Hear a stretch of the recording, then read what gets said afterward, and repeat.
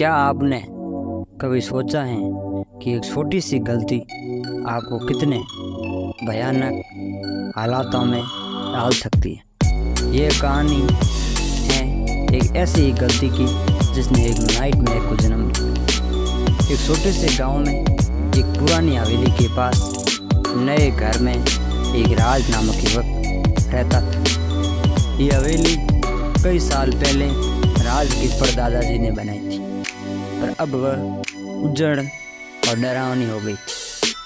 राज को हवेली में रहने की कोई चाह नहीं थी, पर उसे इसे बेचने भी कोई खास रुचि नहीं थी। उसके दादाजी ने इसे बिगड़ते हुए खराब हालात में छोड़ दिया।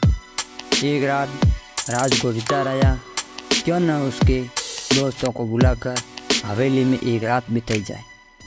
वे सभी रात को हवेली में पहुंच गए और मस्ती का माहौल बना, परंतु रात के साए में कुछ अजीब घटनाएं शुरू हो गई। अचानक से दरवाज़ा खुल गया और हवेली में से एक भूखा शैतान बाहर निकला। राज और उसके दोस्त बिल्कुल घबरा गए और डरे हुए थे।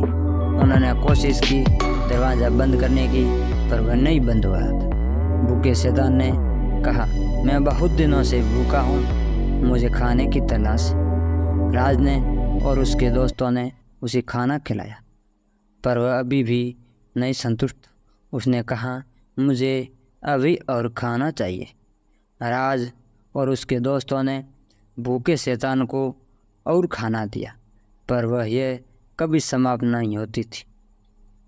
अंत में वे बहुत बड़ी मुश्किल में फंस गए। अंत में एक बुद्धिमान दोस्त ने हवेली के अंदर जाकर बहुत सारा खाना रखा और दो शैतान को बोला कि तुम्हारे लिए खाना अंदर रख दिया है। ये सुनकर शैतान हवेली के अंदर चला गया और राज व दोस्तों ने मिलकर हवेली का दरवाज़ा बंद कर दिया और सब बच गए।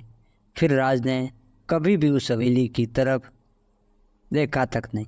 ये कहानी हमें एक महत्वपूर्ण सीख देती है कि हमें कभी भी अपने भयानक वास्तविकताओं के चक्कर में फंसने की इजाज़त नहीं देनी चाहिए।